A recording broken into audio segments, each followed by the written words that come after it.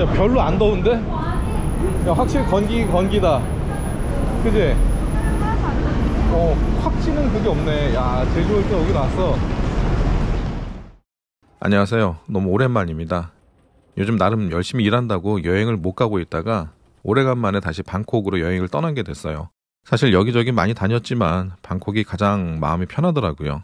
이번 여행은 가족여행으로 방콕하고 파타야를 왔다 갔다 하면서 꽤 긴 여행을 했습니다. 그래서 몇 곳은 새로운 호텔을 이용해봤지만 또 며칠은 이전에 다녀왔었던 호텔 중에서 애들하고도 잘 놀 수 있을 만한 그런 호텔들을 다시 찾아갔습니다. 아무래도 애들이 어리니까 최대한 변수가 없는 호텔을 선택을 한 거죠.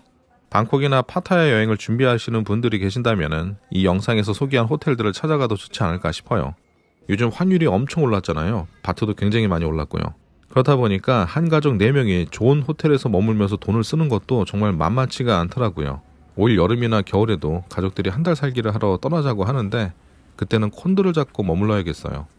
이번 여행은 환율 폭등에 크리스마스에 연말 성수기 차지까지 붙으니까 정말 정신이 없더라고요.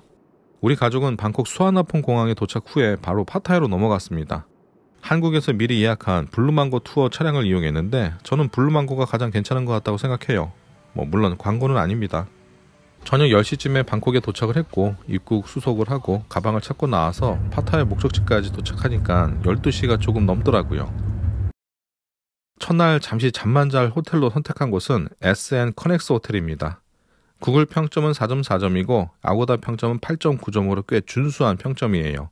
SN 커넥스 호텔은 4성급 호텔이고 제가 예약했을 때 성인 둘, 아이 둘 해서 싱글 침대가 2개가 있는 방을 선택을 했고 아침 식사까지 포함해서 5만원 정도에 예약을 했습니다. 첫날 새벽에 도착해서 잠만 자고 나올 목적으로 선택한 호텔이었는데 이 호텔 의외로 괜찮아서 이렇게 제 유튜브 채널에 소개하게 됐어요. 위치는 조금 애매하긴 해요. 그렇다고 완전히 안쪽에 있는 것도 아니라서 이 정도 가격에 시설, 분위기, 그리고 아침 식사까지 이 정도면 참 괜찮다 싶어요. 호텔에서 터미널 21까지는 900m 정도 됩니다. 천천히 걸으면 걸을만 해요. 아무튼 방콕에서부터 긴 시간을 이동해서 호텔 앞에 도착을 했습니다. 4성급 호텔이라고는 하지만 이미 오래전 이야기 같고 호텔 앞에서 직원들이 대기하고 있다가 가방 들어주는 그런 서비스 같은 건 기대할 수 없어요. 솔직히 저는 연말이라 다른 호텔들은 가격이 굉장히 많이 올라 있는데 여기는 객실료가 너무 저렴하고 조식까지 주니까 어느 정도 수준의 호텔일지 조금 쫄았었어요. 괜히 몇만 원 더 아끼자고 했다가 애들 고생시키는 건 아닌지 하고요. 그런데 호텔 규모도 크고 로비도 넓고 직원들도 꽤 친절했었어요. 체크인을 하면서 로비를 쭉 둘러봤는데 옛날에는 꽤나 잘 나갔던 호텔이 아니었을까 하는 생각이 들더라고요. 로비가 생각보다 좋아서 그랬는지 은근히 객실도 기대가 됐습니다. 늦은 밤이라 조용히 복도를 걸어서 방문을 열고 들어갔습니다.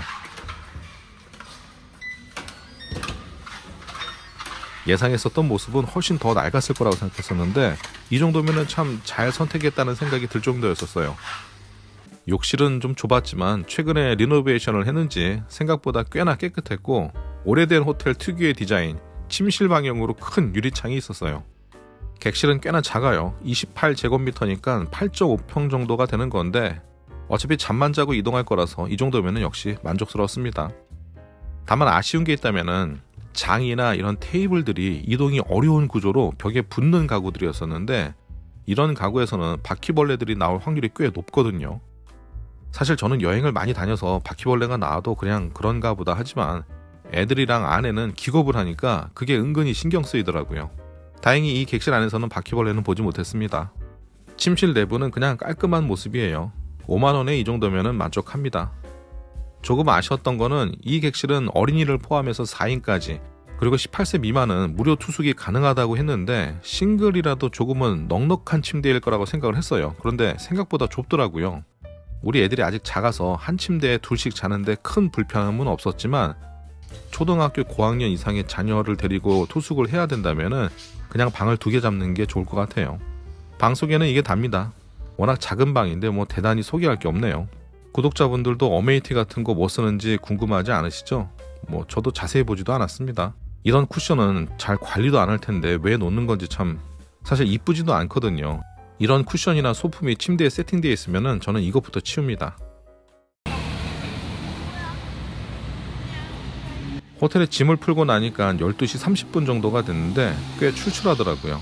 그리고 바로 잠을 자기도 그래서 일단 밖으로 나왔어요. 간단하게 식사할 곳을 찾아봤는데 이미 12시가 넘은 시간이고 이 동네가 유흥이 발달한 동네가 아니라서 대부분 문을 닫았더라고요. 여기 클럽 가라오케인데 인도 풀이라고 그러잖아. 자, 저기 왜 이렇게 시끄러워? 저쪽에 한번 가볼까? 그래서 호텔에서 나와서 큰 대로변으로 나온 후에 쭉 직진을 했더니 예전에 제가 몇 번 가봤었던 바가 하나가 나왔고 조금 더 걸어가니까 플랜샵이라는 음식점이 하나 보였습니다. 정말 주변의 음식점이 다 닫아서 어쩔 수 없이 선택한 곳이었는데 나름 괜찮았어요. 다만 QR코드로 메뉴를 주문을 해야 되고 가격은 조금 있어요. 그리고 새벽 2시까지 운영합니다. 여기는 1인당 200바트에서 300바트 정도를 내고 무제한으로 주문해서 시킬 수가 있어요. 그래서 간단히 먹고 나오기에는 좀 아깝고 많이 출출한 상태에서 푸짐하게 드실 분들이라면 추천할 만합니다.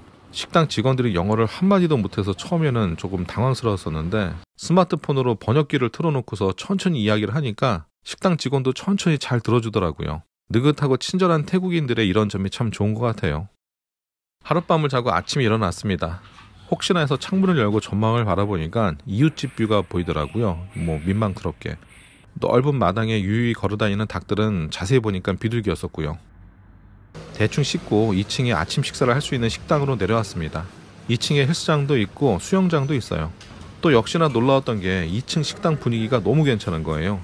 정말 5만원에 4명 식사에 잠까지 잔 건데 이거 최고 아닌가요? 지금은 해변가를 중심으로 워낙 화려한 호텔들이 많이 만들어져서 그렇지 확실히 여기 옛날에는 꽤 좋은 호텔로 알려졌을 것 같아요. 식당 내부는 두 구역으로 나눠져 있는데 우리는 좀 조용한 곳에 앉았어요. 음식들이 가까이에 있는 구역에는 투숙객들이 꽤 보였는데 한국인으로 보이는 여행자 그룹이 몇 팀 보였습니다. 대부분 골프 투어로 온 사람들 같더라고요. 그 외 투숙객들은 태국인들하고 러시아 사람들도 좀 보였어요. 음식들은 식당 안쪽에 잘 정리되어 있었고 음식 가짓수는 많지 않지만 사람들이 좋아할 만한 것들로 채워져 있었어요. 그리고 과일도 꽤 풍부했습니다. 직원들은 투숙객들의 편의를 봐주기 위해서 근처에 서성이고 있었고 질문하면 바로바로 응대를 해줬어요. 5성급 호텔은 아니지만 이런 점들은 정말 참 좋더라고요. 이렇게 보니까 음식수도 꽤 많아 보이죠. 이 정도면 꽤 만족스러운 아침 식사였다고 생각합니다. 아침 식사를 마치고 옆에 붙어있는 헬스장으로 갔습니다. 그런데 짐이라고 하기에는 운동기구가 정말 몇 개 없어서 휑한 느낌이고 야외에 있어서 운동을 조금만 해도 땀이 범벅이 될 것 같더라고요. 그래서 저는 안 했습니다. 이 짐에는 작은 테이블도 있고 수영장 쪽에도 테이블이 있어요. 그 테이블 위에는 재떨이도 있는데 여기서 담배 피우면서 쉬는 사람들이 꽤 있었어요. 아침 식사 직후에 여기서 담배를 많이 피우나 봐요. 그런데 수영장도 그렇고 짐도 그렇고 그렇게 매력적으로 보이진 않았어요. 어렵게 시간 내서 태국까지 왔는데 여기서 시간을 보내고 싶다는 생각은 들지 않았습니다. 저는 워낙 호캉스를 좋아하니까 호텔에서 시간을 보내고 호텔 서비스나 레스토랑을 즐기는 편이지만 여기는 호캉스를 즐기기에는 좀 부족해 보였었어요. 아침 식사를 마치고 체크아웃 하기 전까지 잠깐 나와봤습니다. 여기 호텔 주변을 좀 보여드리려고 하는데요. 호텔 로비에서 나오게 되면은 화분들이 좀 보이고 일단 바로 대로변으로 나옵니다.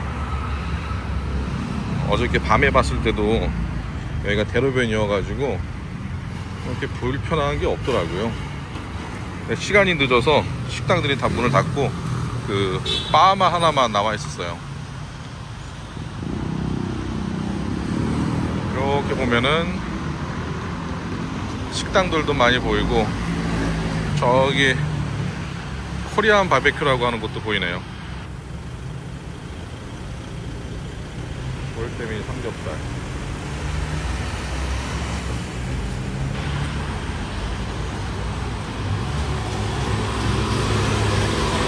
여기도 식당이고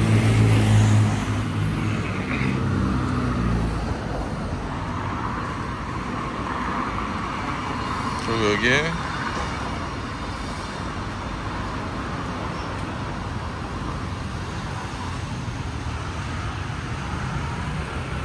정거장이라고 보이네요.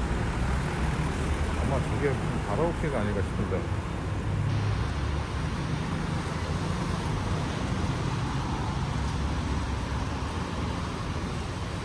아무튼 이런 분위기입니다. 여기 저건 뭐지? 해안. 아무튼 이쪽 주변 뭐 이렇게 거리가 뭐 스산한 것도 아니고 대로변에다가 택시들도 많이 보이고, 그리고 기사들도 호텔을 쉽게 찾아서 교통도 큰 문제는 없는 것 같아요. 어저께 이쪽 골목이 그 가라오케 있었던 골목이고,